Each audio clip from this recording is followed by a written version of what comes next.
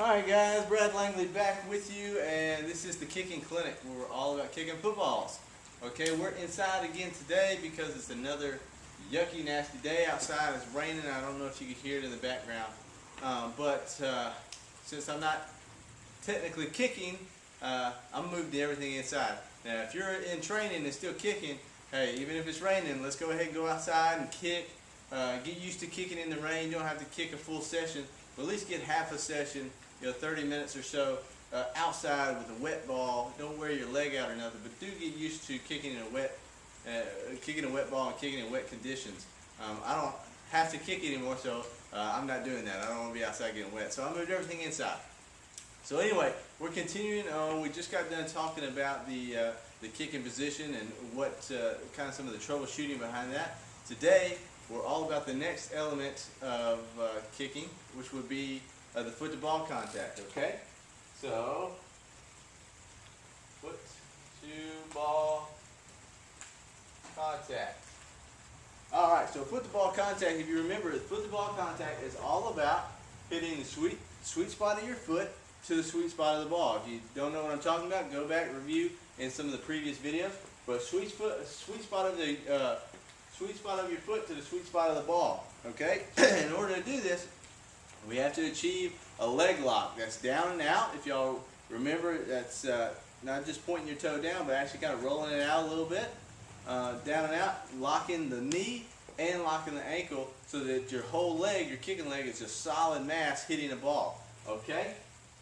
So we have to achieve, first things first, we got to get leg locked. Okay? Leg lock. Okay?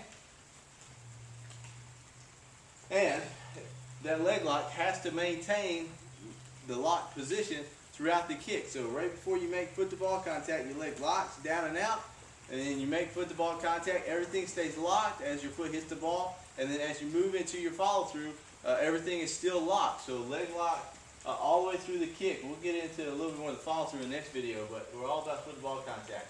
Okay? So we've kind of talked a little bit already about some of the other elements, your plant foot and your kicking position.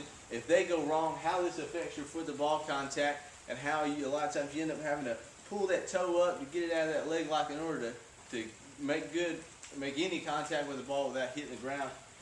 But today we're going to assume that we've done all those correctly. Okay, your plant foot's good, your kicking position is good, and the only problem we're having, we're going to make believe that the only problem we're having is this foot to ball contact. Okay, so two big problems that I see pretty much with the foot to ball contact has to do with this leg lock. Okay, so we have the first problem, and this is the main problem. Problem A would be the ankle. Okay, so that's the #1 problem I see when people run into issues with the foot to ball contact, is that their ankle, they get with the kind of a floppy ankle. I'm going to try to demonstrate it here in a little bit. We'll see if it works out. But they get what I call a flipped foot or a floppy ankle, whatever you want to call it. So instead of being this down and out where they make a good solid foot to ball contact and driving through, they hit and then their leg, just all the muscles and everything just kind of relax and they kind of go limp. And you actually see as they come into the follow through, their foot flip up. That's why I call it a flip foot. You'll see their toe come up kind of toward their face, or the foot just kind of flopping around. That's a weak floppy ankle. Okay? Like I said before, sometimes our plant foot, sometimes our kicking position will make us have to do that just because of the fact that we don't have room. But today we're assuming that those are correct. So if you backtrack through your differential diagnosis and you realize, my plant foot was pretty good, my kicking position felt good, my hip was in like it was supposed to, but I'm still getting this kind of weak hit, and I'm going to explain a little bit more. That might be the first place to look is your ankle. Okay? And then the other part, the other component is your knee. Okay, your knee. So sometimes you might have a floppy ankle. I've seen a lot of guys, especially beginners, that as they come through the ball, they like to bend their knee a little bit. So the knee, instead of keeping a nice straight leg as they come through the follow through, they'll actually bend their knee. Some of that's an issue of flexibility, okay, in the hamstring, making sure we're stretching. Remember, if we're not flexible, then we can't maintain a good, we're not going to have a good follow through. We're going to want to bend our knee, okay? Both of these instances, right here, a floppy ankle and a bent knee, will actually remove a lot of power from our kick, okay? So, those are the problems, right? A floppy ankle or a bent knee, not getting good leg lock. So what are these symptoms? What are some of the symptoms we look at, okay? So, when it comes to foot to ball contact, the other elements aren't really a symptom here. This just kind of stands alone. But what you're going to find when you don't have good leg lock and you're not getting a good ankle down and out, or you're not keeping your knee bent, you'll be kind of two really big things here. Let's do this. So we'll say symptoms right here. Okay, so symptoms, two big symptoms. Number one, it's real weak. It's a weak kick, okay? So you might find that you kick and you get good, you achieve really good leg lock, and hey, well, you just bombed it 50 yards, no problem. All right? Then you kick another kick, and you could barely kick that thing 35 yards. That's real weak. One of the first things, if I don't feel anything like really extremely out of the ordinary, like we already talked about, and it's just like, man, everything feels good, but I can't kick it very far, then this is where you need to look. Okay, you need to look at your leg lock. Is my ankle flopping, or is my knee bending before it's supposed to? Okay, if all of a sudden you're able to kick 50 yards, and then all of a sudden you come into this slump where you're kicking 35, 40 at the max, you know, that's a pretty significant difference in your power, and you know, the ball's not going as high, kind of a low ball. You'll find that it's short, it's a real short ball, okay? So it's a shorter ball, and then B, it's got a lot of fast backspin, I hope you can read that. It's a short and low ball. It's short and low, so it doesn't go very far, doesn't go very high, and then a lot of times you have a real fast backspin, okay? A lot of times you'll find that this thing kind of wants to squirt off to the right a little bit, just because as you flip your foot, that ball kind of rolls over the top of your foot. You know, that's not a definitive thing. It's kind of every once in a while it flips off to the right, but for the most part, you can get this ball to go straight. It just doesn't go very far, doesn't go very high, and a lot of times it has a real fast backspin. Okay, that's with the ankle. That's mainly with the ankle. Okay, the fast backspin thing. Okay. Now, if it's the knee, if the knee is the problem, a lot of times it's just going to be this. So let's say that's the ankle. Oh goodness. Ankle / knee. Ankle and the knee. It looks like that. And then if it's just the ankle, it's going to have a real fast backspin only. Okay. Or excuse me, the fast backspin only addresses the ankle. If you bend your knee, you still may have a good rotation on the ball. It may even feel like you had a good solid hit, but it's just going to be a short and low ball. But if your ankle flips, you're going to have a short and low ball, and it's going to have a fast backspin. Maybe every once in a while it might squirt off to the right, kind of hard to control. Okay, but that's the number one thing. And then number two, this is where we're getting into some of the other sensations. You know, I talked about sensations, about what your body's feeling. This, I want you to listen. This, the sound of it, okay? It's a slappy sound, okay?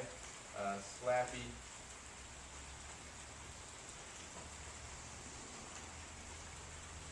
A slappy sound, okay? That, again, is primarily with the ankle flipping. But again, like I said, that's, you know, probably 3/4 of the time when we have a leg lock issue, it's more of an ankle rather than a knee issue. But you get this real slappy sound. Maybe even kind of get this kind of a double hit sound, okay? So instead of that good hard thud, when you have a good leg lock, you get kind of a slappy sound. It's kind of, I'm gonna try to demonstrate that so you can hear it. I hope it comes across on the camera. I don't know if it will or not.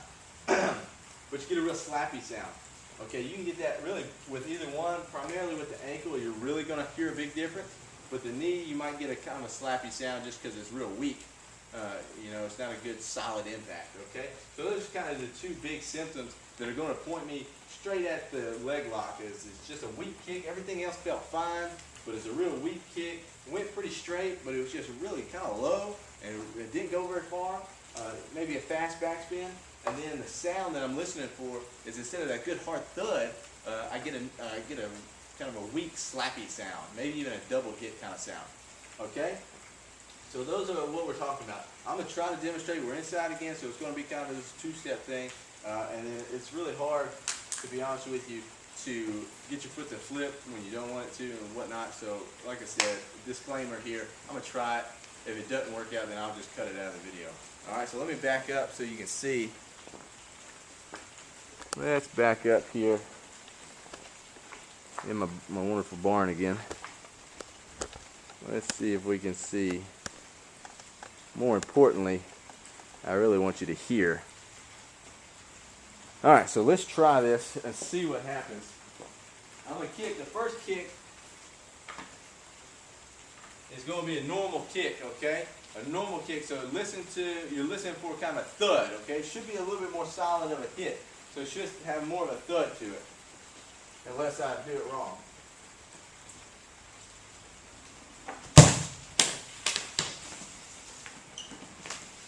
Alright. That was kind of the solid, good leg lock. Kind of came off low on my foot, so it was a little slappy, but that was a good, solid down and out. Now we're going to flip my foot and see what it sounds like.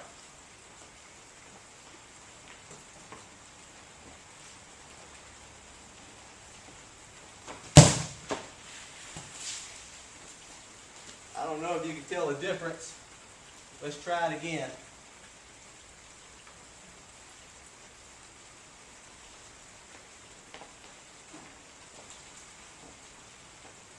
It's going to be a solid hit here.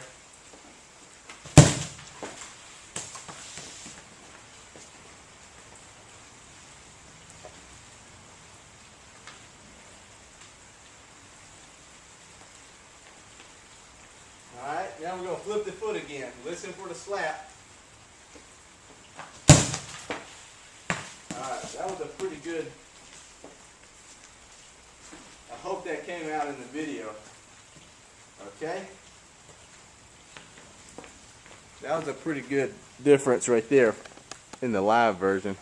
I hope it came out in the video. Let's scoot up here.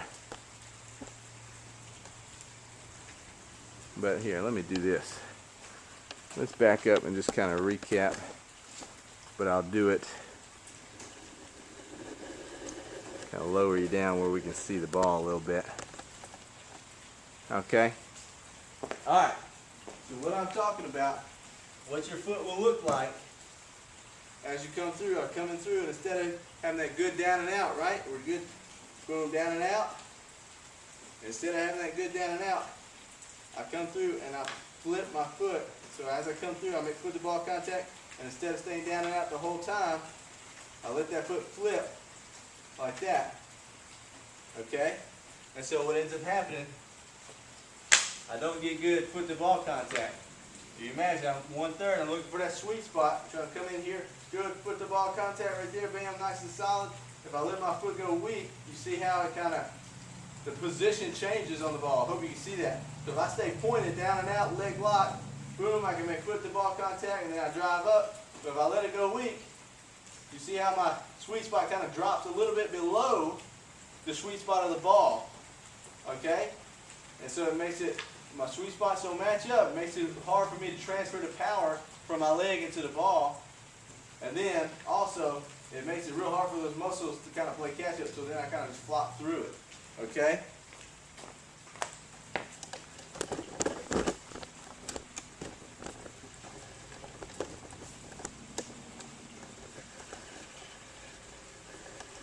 Alright. I hope that makes sense, and I hope you can see it. Let's scoot you back up and just kind of recap here, and then we'll be done. Alright? So, foot to ball contact, the biggest thing that we're looking for is actually the sound. Okay? This is my biggest cue. When I'm working with the kicker, when I was kicking, or definitely when I'm working with the kicker, you know, their foot moves so damn fast to the ball, it's really hard to see. So this is actually my #1 thing that I use to tell me if your foot is making good foot to ball contact. Okay, I'll listen for the sound, real slappy sound, or maybe even a double hit. first cue, okay? The other thing is the ball's trajectory. It's going to be a real weak kick. Don't go very far, okay? We've got to get good leg lock. That includes the ankle, down and out, and the knee, okay? Got to keep that knee straight. So if you find yourself having trouble with the knee, this is a huge flexibility issue, okay? Let me write that, just the flexibility. This is where all that stretching and stuff that I kind of harped on earlier comes into play. Good flexible hamstring and actually a good flexible calf as well. So make sure you stretch your calves and your hamstrings. Okay? But that's about it as far as the foot to ball contact. It's pretty easy one. Just kind of listen and kind of pay attention to how far your ball's going and things like that. Okay? But that's it. If you've got any questions, I hope that came out. The sound of it came out in the video. Questions or comments, whatever, you post them or hit me up with an email. I'm perfectly fine with that. Next video, we're going to talk about the follow through. And we're going to go outside. Hopefully it won't be raining.